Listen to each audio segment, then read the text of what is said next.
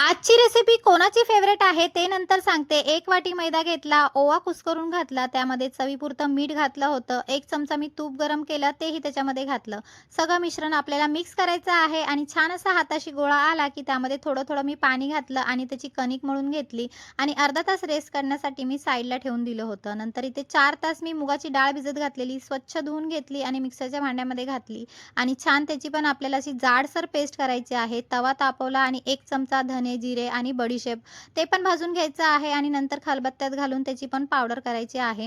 त्यानंतर परत फोडणीसाठी म्हणून तवा ठेवला, त्याच्यामध्ये जिरं घातलं, आपण पावडर केली ती घातली, 1 चमचा लाल तिखट, अर्धा चमचा हळद घातलं होतं. जी आपली मुगाची पेस्ट आहे ती ॲड केली आणि नंतर वरून घातला होता मी चाट मसाला थोडे अजून चव येण्यासाठी. नंतर चवीपुरतं मीठ घालायचं आहे. सगळं मिश्रण असं आपल्याला छान भाजून घ्यायचं आहे. नंतर एक ताट घ्यायचं, त्याच्यामध्ये मिश्रण काढायचं आहे, थंड करायचं आणि असे गोळे बनवून घ्यायचे आहे.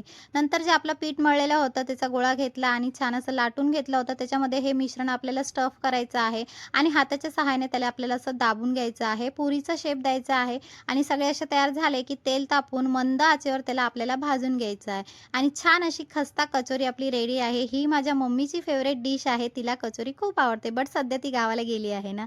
चला भेटूया पुढच्या आपल्या रेसिपीमध्ये. बाय.